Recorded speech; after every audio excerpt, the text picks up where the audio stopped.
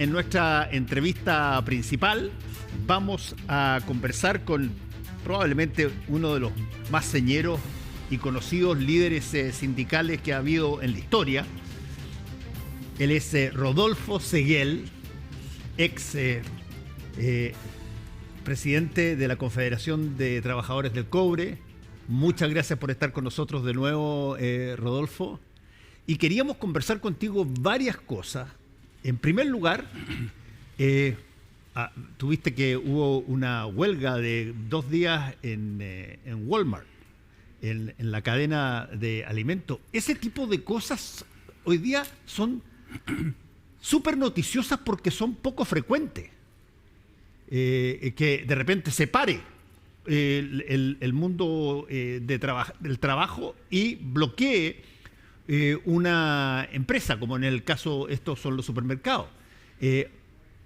Anteriormente, cuando estábamos en otras situaciones, bueno, se tenía que organizar en gran medida la comunidad laboral sobre la base de los dirigentes del trabajo y tenían presencia permanente en todos lados. Hoy día, si tú preguntas en la calle, oye, dime quién es el nombre del presidente de la Confederación de Trabajadores del Cobre, lo más probable es que nadie te sepa decir quién era. Y sin embargo, en la época que estabas tú, en la época de tus antecesores, lo más probable es que era mucho más conocido que varios de los políticos, incluso de los jugadores de fútbol del país. ¿Por qué no nos das una perspectiva en torno a ver, en qué estatus está hoy día el mundo sindical chileno? Gracias por invitarme nuevamente a conversar sobre el acontecer sindical y algo del acontecer político del país, que algo está ocurriendo en algunas partes. Lo de Walmart es un reflejo claro de lo que es el abandono del mundo del trabajo, de la despreocupación de lo que deberían ser, entre comillas, los partidos políticos con respecto a las organizaciones sindicales. Me refiero a la preparación, educación, enseñanza de lo que es el sindicalismo. El desinterés cada vez mayor de todo tipo de autoridades del país sobre lo que son los sindicatos. Y tenemos como resultado una larga negociación de Walmart en los supermercados, donde hay aproximadamente 18.000, 19.000 trabajadores en el país, y que negocian 4.000, 4.500, y donde hay 18.000 trabajadores, es imposible que 4.000 lleven el peso de todo lo que son las empresas. Por lo tanto, es difícil para el dirigente sindical pelear contra el empleador porque hay un contrapeso muy grande. Yo no puedo ir con 4.000 trabajadores contra 15.000 que están activos o que no pertenecen al sindicato. Y se presenta la posibilidad de un arreglo, conflicto, con un sector pequeño y le dan 1 millón de pesos a 1.000 trabajadores. Y eso hace quebrar el movimiento sindical, que era imposible para los dirigentes sindicales llevarlo adelante, porque quiebran el movimiento con 1 millón de pesos para 500 trabajadores y obligan a 18.000 trabajadores a tener que volver a trabajar. Entonces, es lamentable, es triste que la economía sea tan cruel, sea tan mala, sea tan dañina, que arrastre a los trabajadores y a sus familias a la humillación y a vivir prácticamente como parias en una sociedad. ¿Qué son los trabajadores? Los trabajadores son la parte esencial de toda empresa, de todo trabajo, es el trabajador. En este mismo canal, ¿qué sería de las noticias si no estás tú informando las noticias? ¿Qué sería de la televisión si no están los camarógrafos, los asistentes, prestando los servicios para eso? Son los trabajadores. La empresa puede tener el edificio, puede tener todo, ser dueña de todo, como una vez dijo un expresidente, ese es mío, ese es mío, ese es mío, todo es mío. Pero alguien tiene que operar. alguien tiene que trabajar. Yo no vengo y no voy a llorar sobre la leche derramada. Yo vengo con mucha rabia sobre el sindicalismo, pero también a proponer, a lanzar ideas. Pero vamos por partes. Con rabia vienes porque, me imagino, te lo quiero adelantar a ver si es que estamos en la misma vena, porque el sindicalismo en algún momento dado fue la llave maestra que permitió incluso abrir el bloqueo, la bóveda que impedía el retorno a la democracia. Así fue. Sin embargo, a partir de ahí han habido una serie de materias. Yo no digo que no existe el sindicalismo, no, existe, por cierto, de todas las cosas, y tampoco digo de que todos los grupos de trabajadores tienen que actuar siempre como si estuvieran bajo una presión dictatorial, no. Pero, ¿qué tanto el mundo sindical hoy día, todos los años que han pasado y todo lo que se conoce, ha podido formar una empatía mayor con, por ejemplo, los empresarios, los ejecutivos de las empresas? Todo lo que dice es cierto. Fuimos la piedra angular para terminar con la dictadura. Fuimos todos nosotros. Ustedes, los periodistas, nosotros, los dirigentes sindicales, las bases, los trabajadores que paralizaron las actividades, nos movilizamos a través de todo el país. Y antes de nosotros también hubo mucha gente que luchó, que trabajó. Logramos levantar el movimiento sindical, ese movimiento sindical que lograba romper barreras. El carisma nuestro, de la valentía o de la lucha en contra de la dictadura, hizo que el sindicalismo creciera. Hizo que la gente se acercara al sindicalismo. ¿Por qué nosotros fuimos conocidos? Porque la gente nos apoyó, nos respaldó. Y nuestras negociaciones colectivas eran una sola. O sea, los dirigentes hacíamos negociaciones colectivas y todos se sumaban. Porque el bien de uno es el bien común, y el bien común está en la medida que seamos solidarios y entendamos que contra el empleador, yo no soy antiempresaria, para nada, pero yo creo que las relaciones deben ser de común acuerdo. El empresario, para que gane, tiene que también pagarle bien a sus trabajadores. Tiene que permitir que negocien, tiene que permitir que descansen, tiene que permitir buenos sueldos, que le den garantías, los legítimos bonos que se ganan por producción, etcétera, etcétera, etcétera. Todos los derechos. El trabajador va a trabajar mejor y más en la medida que tenga esos derechos. Cuando termine la dictadura, yo recuerdo a Manuel Bustos, era presidente de la CUT. Y Manuel Bustos llegaba con Manuel Feliu, creo que era el presidente de la Confederación de Profesionales. Era espectacular. Era un diálogo, una conversación, un entendimiento, y todas las primeras leyes se hicieron. No fueron todas las que quisimos, pero se hicieron muchas leyes, y se buscó acuerdo, y se buscó consenso, y se trabajó. Y en el tiempo Manuel Feliu, y también ayudaba mucho Fantuzzi.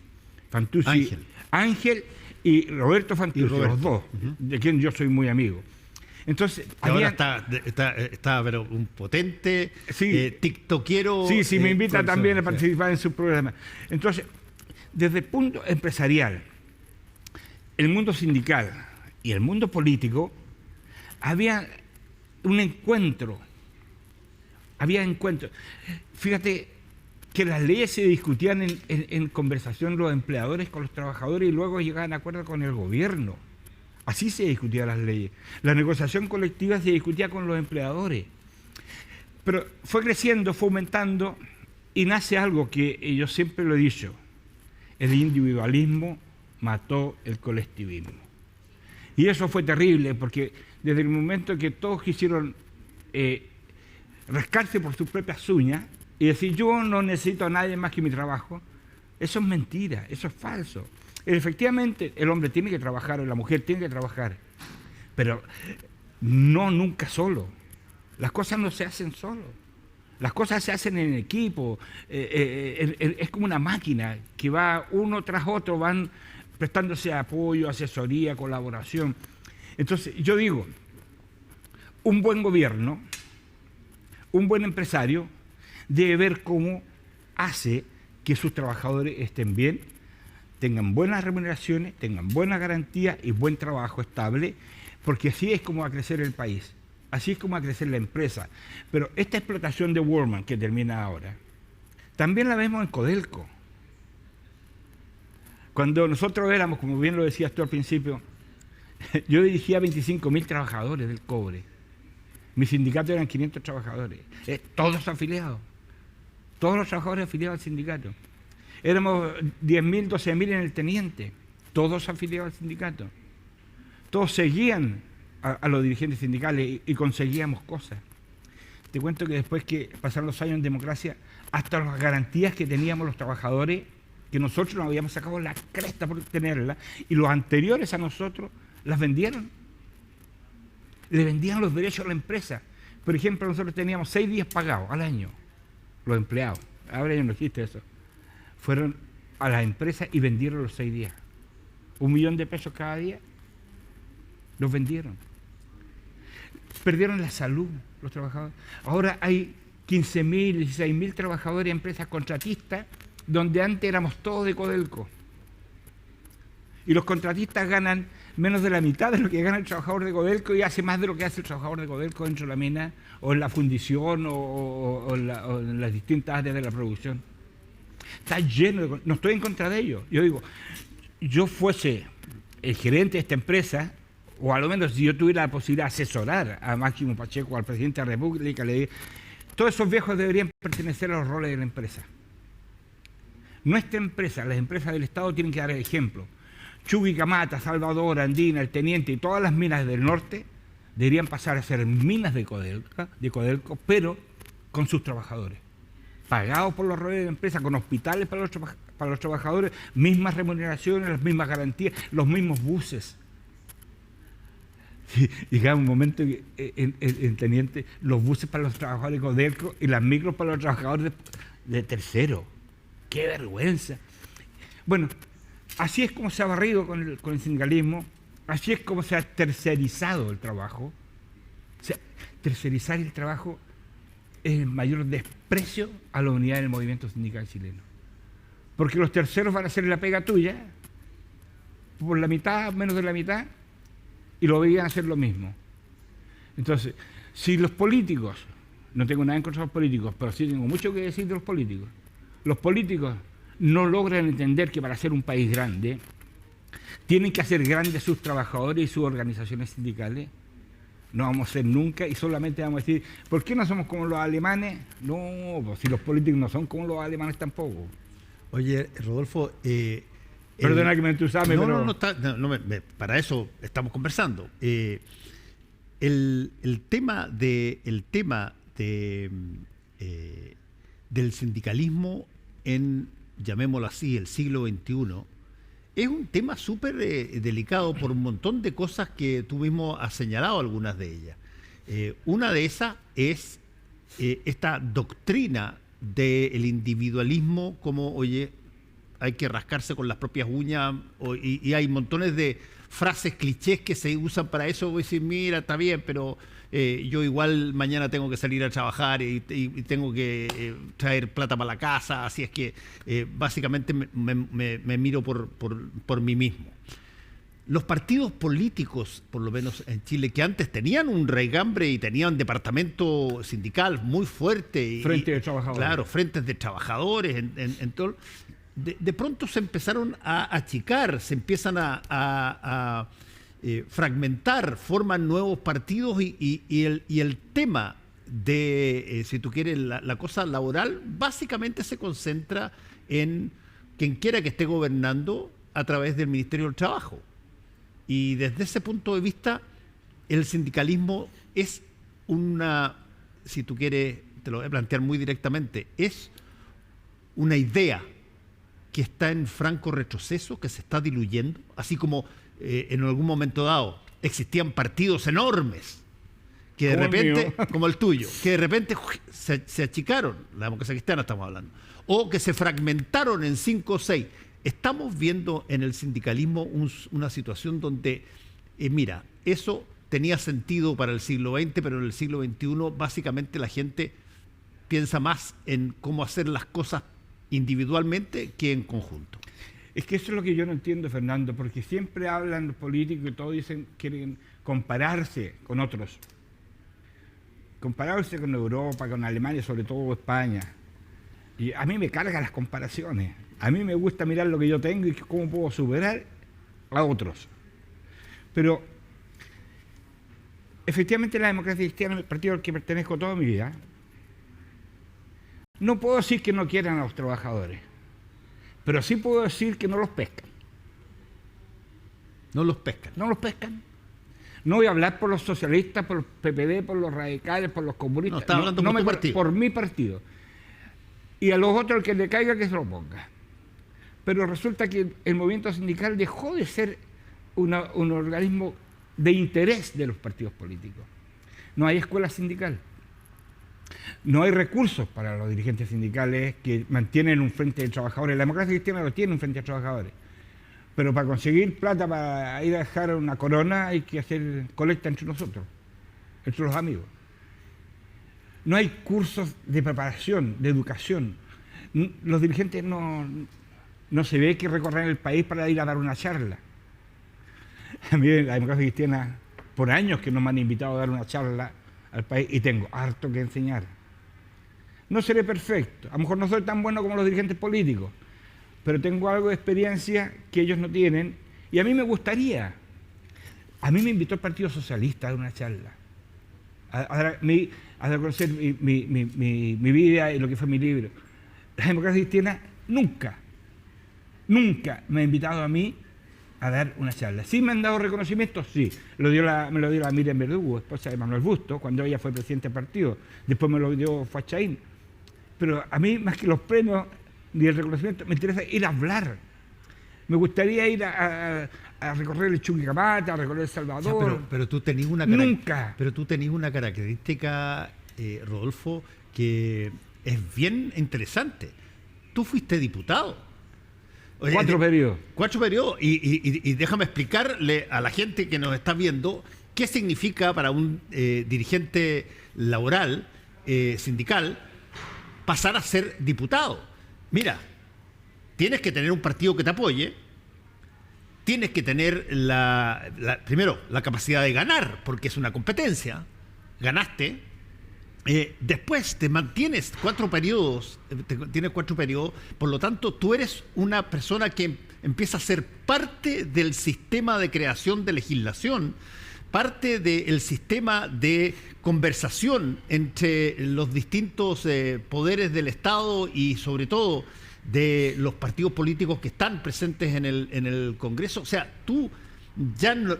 Fuiste, por cierto, un emblema extraordinario en materia de dirigencia sindical en la época de la dictadura, pero después creciste con tu propia capacidad dentro de algo que hoy día está tremendamente mirado en menos, que es la política parlamentaria. Te voy a decir, Fernando, a toda honra fui diputado 4 periodos en el gobierno del presidente Elwin, presidente Frey, presidente Lagos, y 20 años, 16 años. Seguido, fui casi siempre presidente de la Comisión de Trabajo, miembro de la Comisión de Minería. La ley que hasta el día de hoy los magistrados la reconocen, porque me lo han hecho saber a mí, más importante en beneficio de los derechos de los trabajadores chilenos, la hizo Manuel Bustos y yo. Actualmente se llama la Ley Bustos. Se llamaba la Ley Bustos Seguel. Y yo preferí que se llame la Ley Bustos porque mi compadre, mi amigo falleció y bien merecido tiene que se llame la Ley Bustos. Esa ley es la única que dice lo siguiente. Al despido de un trabajador, previo a eso deben estar pagadas las cotizaciones previsionales, cotizaciones de salud, pagar todas las deudas que se le tengan al trabajador y a las empresas donde haya convenios. Y luego de eso, revisar que esté todos los pagos hechos, ahí recién se puede proceder al despido pagando las indemnizaciones correspondientes. Si no es así, el trabajador que esté hasta 1 año, 2 años, 3 años fuera de la empresa sin que le hayan pagado eso, al momento de finiquitar en la justicia tendrá que pagar todo más los reajustes que se le adeudan al trabajador. Esa ley que los magistrados dicen es la mejor ley que se ha hecho, la hice yo, con Manuel Bustos, o Manuel Bustos y yo. La ley de la siesta, que todos criticaran. Yo soy autor de la ley de la siesta que nunca salió. Y después todos me han preguntado cómo se hizo esa ley. La ley de la silla, A mí me tocó rehacerlo. Explícate la ley de la silla. La ley de la silla es el derecho de los trabajadores fundamentalmente a los que pasan de pie, que cada una hora tienen que estar al menos 15 minutos sentados. Y fundamentalmente se hizo la ley de la silla para los trabajadores del comercio, porque están siempre de pie. Y después, como cambió la economía de Chile, las señoritas que trabajan en la cafetería, con así unos tacos, que lo único que quieren es una silla para descansar sus pobres piernas, entonces para ellas fue también algo fundamental la ley de la silla de modificación. Y siempre donde voy a tomarme un café pregunto, ¿usted tiene la silla? Todas tienen silla. Bueno, la ley del saco. Yo soy autor de la ley del saco. ¿Qué fue la ley del saco? La ley del saco es que antiguamente tú recordarás que todos los trabajadores de la construcción o de los panaderías, etcétera, cargaban sacos de 80 kilos. Bueno, yo soy autor, se bajó esta ley. La primera rebaja la hice yo creo que a 25 kilos. Ahora creo que está en 15 kilos. Entonces, hicimos leyes, pero de común acuerdo, siempre conversado, siempre dialogado. Entonces, cuando uno logra ese nivel de conocimiento, de preparación, pues también hay que estudiar, ¿eh? No es llegar y ser diputado para hablar chambonadas como lo hacen algunos, mejor no ser diputado, dedicarse a un circo. Que también quiero hablar, si nos da el tiempo de la ley, la discusión de la ley sobre el 6%, ¿no?, de la AFP. Entonces, éramos respetados. Los políticos éramos muy respetados. Éramos aceptados. Y relativamente queridos. Hoy día no somos queridos, no son queridos, menos respetados y aceptados a la fuerza. Eso es lo que hay que cambiar. Tenemos que cambiarlo desde adentro. Y no es llegar y decir, yo quiero ser diputado, yo quiero ser... No, no. Si esto no es una payasada del Congreso. El Congreso Nacional es la esencia de la democracia. Tú lo has dicho 1000 veces. Es la esencia de la democracia donde permanece estable y sólida un régimen democrático. Sin Congreso no hay democracia. Tú lo has dicho muchas veces. Yo lo he dicho siempre. Si no tenemos Congreso, no tenemos Parlamento, no tenemos democracia. Entonces, tenemos que consolidar el Congreso, pero para eso hay que consolidar a los que están adentro del Congreso. Ahora, déjame hacerte una pregunta, Rodolfo, sobre un fenómeno nuevo. Porque, efectivamente, el Congreso que nace el año 90 y los años posteriores es distinto en un montón de cosas al Congreso actual. Hoy día tú tienes inteligencia artificial que entra a permear todas las cosas. Ese le hace entre los discursos. Claro, exacto. Tienes una situación de economías que cambiaron ya la forma de actuar. Los proveedores tuyos y los clientes tuyos no necesariamente son los mismos, pagan de otras maneras. Cambió en gran parte del mundo y está hoy día, mira tú, que estamos hablando mientras en montones de partes están cayendo misiles, ¿cachai? Entonces, ¿cómo se mantiene relativamente estable en la apreciación ciudadana una entelequia o una estructura que, bueno, tiene a veces más cosas que explicar que cosas que celebrar? Claro, también hay culpas compartidas tanto de los partidos políticos como de la gente que elige a los políticos. A mí me gusta poner mi ejemplo para no perjudicar a nadie. Cuando yo quise ser convencional, en la primera, a mí me ganó un tremendo personaje de este país.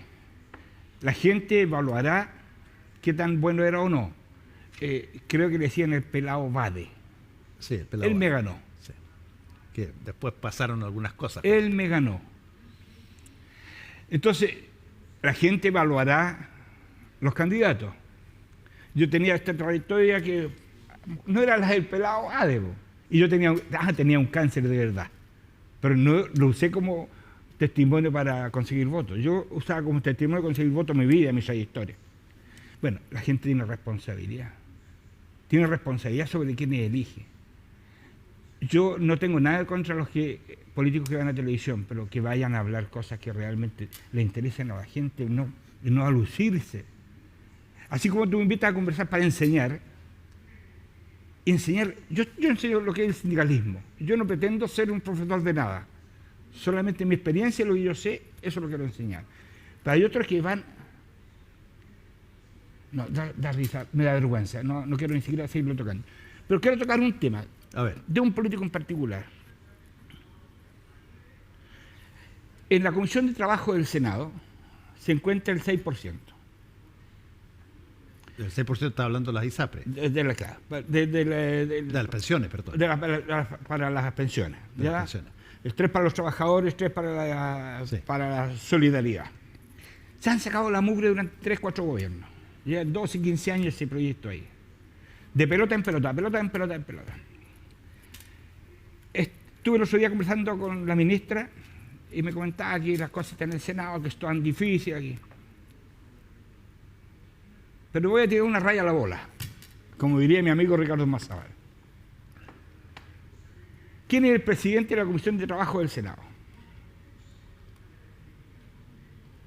El presidente de la Comisión de Trabajo del Senado es un señor que se llama Iván Moreira. ¿Qué sabe Iván Moreira del derecho del trabajo, del Código del Trabajo o del decreto 3500 del año 82? ¿Qué sabe él de eso? Y es el presidente de la Comisión de Trabajo del Senado, donde se va a ver una de las leyes más importantes de 5 gobiernos que no lo han sacado. Ahora, te tengo que decir que yo creo que Iván Moreira, por lo menos de las declaraciones que ha dicho, incluso contra su propio sector, ha sido de las personas que yo diría más ha querido colaborar. Tendencia ha tenido a colaborar. No estoy diciendo de eso nada. Estoy diciendo de conocimiento del tema. Porque para hablar del derecho laboral, hablar del 3500 hay que tener conocimiento de lo que es el 3500. ¿Por qué nace? ¿Cómo nace? ¿Y para qué nace? ¿Cuál fue la oferta del 3500 del creador del 3500? Que al momento de jubilar tú tendrás el 100%, si no el 75 a 100% de tu última remuneración. ¿Qué chileno saca el 75% de su última remuneración? Ninguno.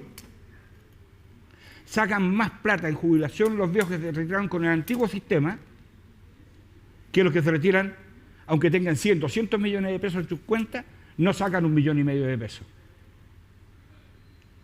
No sacan 1,5 millones de pesos. Pero el viejo que se va del antiguo sistema te puede sacar 2 millones de pesos. 2 millones de pesos, tranquilito. Entonces, yo no estoy criticando a Iván Moreira por criticar a Iván Moreira, estoy criticando el conocimiento de las cosas. No hay ningún dirigente sindical en el Senado, ex dirigente. No hay ningún ex dirigente sindical en la Cámara de Diputados. ¿Será error de los dirigentes sindicales o de los trabajadores no elegir ex dirigentes sindicales? Yo no pretendo llegar al Congreso nuevamente, lo digo al tiro, no pretendo. Pero sí quiero enseñar, quiero preparar gente, quiero que se eduquen, quiero volver a rehacer el movimiento sindical y que el gobierno, que el Estado entienda que son fundamentales para ellos también. Don Patricio Elwin, y perdona que me emocione, Fernando, pero que para mí es importante, a los primeros que citó a conversar fue a los dirigentes de la CUT. A los primeros. Yo preguntaría si algunos ministros conocen el nombre siquiera del presidente actual de la CUT. Dejo al margen a la ministra del Trabajo, que lo ha hecho estupendo, lo digo al tiro. Comunista, lo ha hecho la raja. Se ha sacado la mugre, ha trabajado muy bien. Ojalá que pueda sacar el proyecto del 6%. Pero un día hablaba yo con el ministro de Justicia, Lucho Cordero. Luis Cordero. Yo lo conocí de niño, de 9 años. Sin saber, después nos encontramos en un acto que estabas tú dirigiéndolo en la Universidad Católica. Y él me dijo, yo soy tal persona. Nos dimos un abrazo, que esa es otra historia. Y le dije, me dijo, ¿qué podemos hacer, Rolf, para ayudar al movimiento sindical? Recibirlo, pues, ministro. ¿Cómo? Recibirlos, pues. Conversar con ellos. Tráigalo a su oficina y diga, ¿qué se te ocurre en materia de justicia podemos hacer como ministerio nosotros? Eso ofrézcale. Y que lleguen los dirigentes sindicales con una idea y usted con 40, 50 asesores que tiene, escriban la idea que tiene. Si el dirigente sindical no va a escribir una ley, no va a escribir un proyecto de ley, pero tiene la idea. El ministro de Hacienda, que es un tremendo ministro de Hacienda, ¿qué le cuesta llamar a los dirigentes sindicales y decirle, oye, preparemos juntos? No el puro reajuste. Si el reajuste pegar un papel y otro papel, ¿cómo se llama? Que pega puros papeles. Tiene un nombre cuando roban ideas de un lado a otro. Entonces, invítalos, propónganle ideas, o que ellos traigan ideas y les transforman en ideas hechas por los trabajadores. Hay 10.000 cosas, pues. Hay 10.000. El ministro de Transporte. Inviten a los dirigentes sindicales, los viejos tienen idea. Pero si no nos invita, como yo le digo a Máximo Pacheco, que lo pongo de ejemplo siempre, invita a los dirigentes sindicales. No, pues no, Máximo Pacheco, ¿cómo enviar a los dirigentes sindicales? No. Tú sabes que yo soy amigo de él, pero se ha portado mal con los dirigentes sindicales, con los trabajadores del cobre. Ahora, ¿qué tanto eso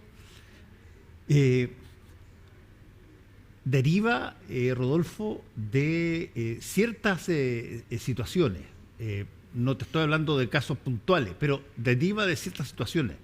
El movimiento sindical fue fundamental para salir de la dictadura, y eso todo el mundo lo sabe, tremendo. Se alió con los partidos políticos, en ese momento los partidos de oposición. Y de pronto cambia la cosa, vuelve la democracia, se formalizan los poderes de la democracia y el sindicalismo vuelve como un poco, se retaca un poco como la marea cuando vuelve para atrás. Se recogió. Claro, se recoge el sindicalismo y deja que hablen los nuevos representantes políticos que estaban en el Parlamento, que eran representantes de las distintas corrientes de opinión que se llaman partidos políticos. ¿Por qué? En gran medida, algunos lo decían, porque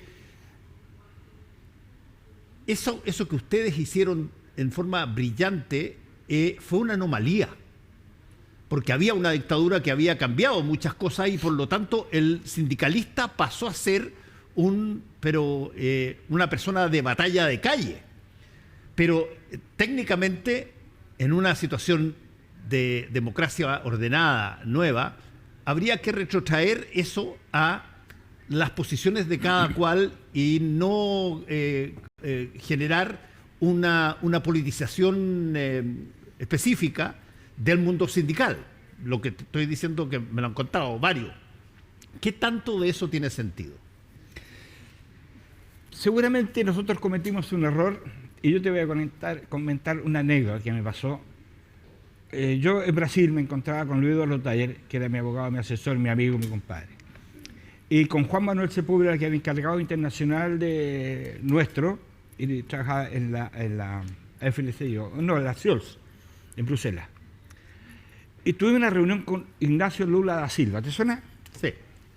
Bueno, ahí está. Él estaba en la clandestinidad, y yo fui a su casa donde estaba él. Y nos tomamos un café con él, en una mesa ahí, en unos cajones, muy escondido. Y él me preguntó, creo que lo escribí en el libro, él me pregunta, ¿qué pienso hacer yo en el futuro? Yo tenía 29, Fernando, tú recuerdas. Digo, yo creo que se vaya la dictadura y volver a mi sindicato. ¿Y no has pensado en un partido político? No. Rotundamente no. ¿Por qué? Me dijo, nosotros estamos pensando en el PT, Partido de los Trabajadores. Estaba en conformación en ese tiempo, los años 80, principios de los 80. No, porque nosotros creemos, yo recuerdo que le dije, nosotros creemos los partidos políticos nuestros, que son serios y que ellos son los que deben gobernar y nosotros debemos volver a los sindicatos y manejar el derecho de los trabajadores a nuestras organizaciones. Ahora, el tiempo dirá si me equivoqué o no. Yo creo que no me equivoqué. Porque yo creo que en Patricio Aylwin fue un excelente gobierno, el de Frey, el de Lago, excelente gobierno. Entonces, lo que tú planteas cae en otra área, en el poco respeto de los dirigentes políticos post-Lagos. Post-Lagos, el después de poco Lagos. respeto de los dirigentes políticos por los dirigentes Por sindicales. los dirigentes sindicales. Hasta Lagos, hasta el presidente Lagos, hay un respeto grande por los dirigentes sindicales y se llamaban a estas reuniones permanentemente. O sea, estamos hablando básicamente de Sebastián Piñera y de Gabriel Boric. Son los no, dos. la señora Bachelet. Y la señora Bachelet, Sí, que tampoco tenía respeto por Yo los creo que no. dirigentes políticos. Ah. yo creo que no. Cuando uno ve los dirigentes sindicales que van a la oficina del ministro de Trabajo permanentemente a conversar es porque hay un respeto. Cuando son llamados a conversar permanentemente hay un respeto, un reconocimiento. Después del año 2000 yo creo que empieza la cadencia del movimiento sindical, del respeto a los políticos al movimiento sindical. Nunca he dicho que no se usaron porque yo fui voluntariamente a luchar por mi país y nunca diré que fui usado. Yo fui voluntariamente a exponer mi vida como lo expusiste tú desde tu trinchera. Pero eso no daba derecho a que marginaran a los trabajadores, a los dirigentes sindicales. Yo no me siento marginado porque yo seguí en la política, pero siempre ligado al mundo del trabajo. Pero echaron abajo esa montaña de ilusiones laborales, ese cerro lleno de minerales de pensamiento de los trabajadores, lo echaron abajo en 10 años, de una plumada.